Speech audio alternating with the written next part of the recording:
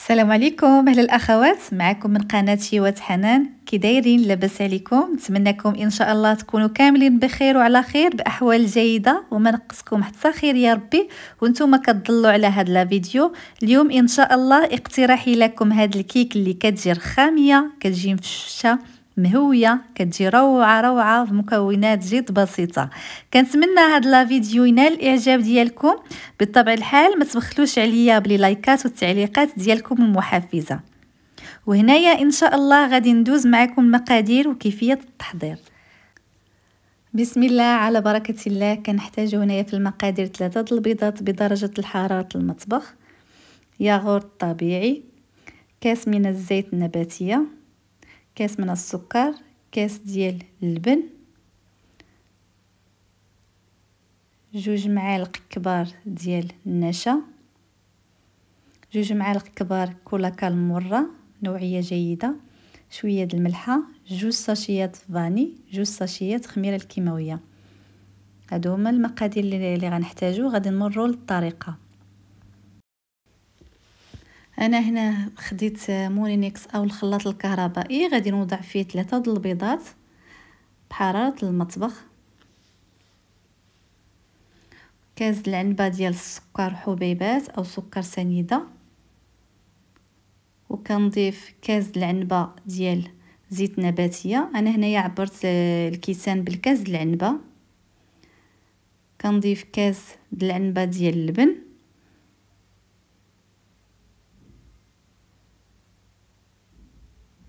علبه ياغورت طبيعي، تقدروا تعوضوا ياغورت طبيعي بالجبن، توضعوا 2 معالق كبار ديال الجبن، 2 ساشيات فاني،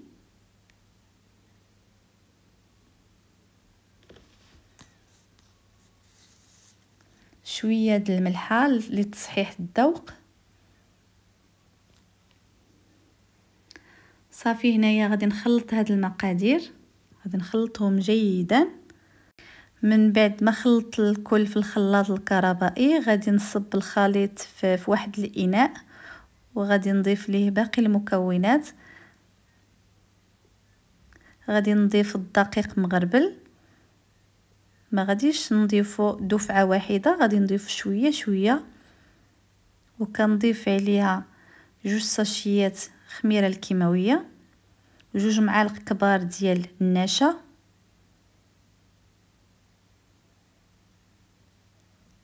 صافي. وكنخلط، كنبقى نزيد بالتدريج الدقيق شويه شويه، وانا كنضيف الدقيق وكنخلط. كيعطيني واحد القوام اللي هو ما ثقيل وما خفيف، يعني هذا هو القوام ديال الكيك. هنا القوام عندي ناجح. صافي غادي نفرق هاد العجين على 2 باش غادي ندير داك الشكل الرخامي اللي شفتوه في البدايه لا فيديو. نحاول نقسم على 2 متساوي على هاد الشكل.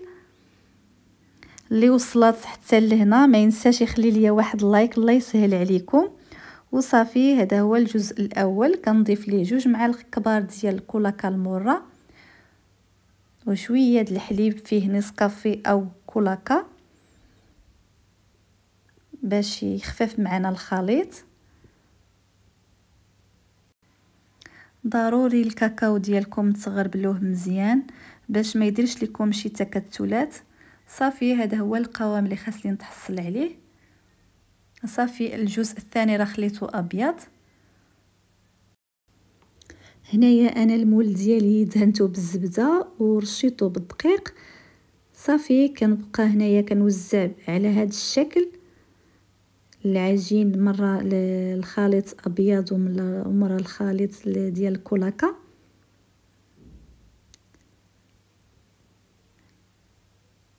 شويه ابيض شويه كحل بهذه الطريقه، وكتجي على داك الشكل ديال الرخاميه كما شفتوا في بدايه الفيديو.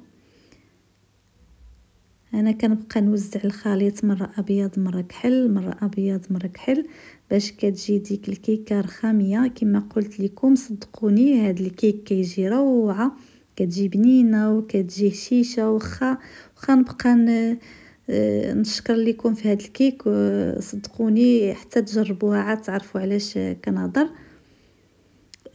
كتجي طريه باللبن اللي درنا في الكيك.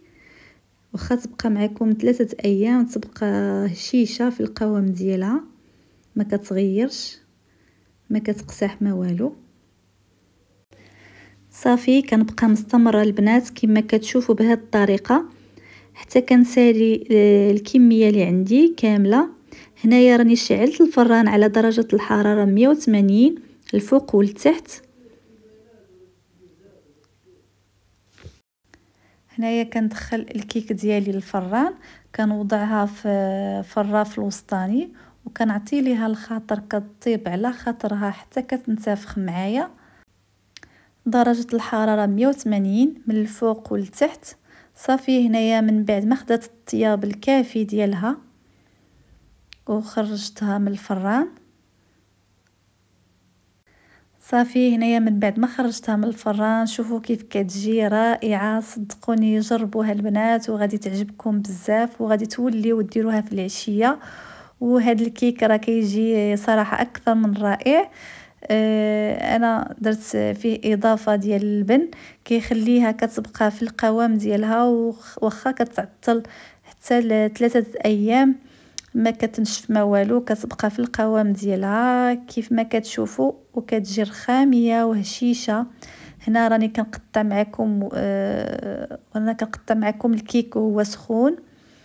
البنات صدقوني شوفوا كيف كتجي، شوفوا روعه روعه. جربوها البنات وردوا عليا، ما شاء الله اكثر من رائع صدقوني. صافي هنايا كما كتشوفوا هذا هو الشكل النهائي ديال الكيك. وهنايا لا فيديو ديالي شرف على النهايه ديالو. كنقول لكم ما تبخلوش عليا باللايكات ديالكم والبارطاج مع الاهل والاحباب والاصدقاء، وكنقول لكم مع السلامه.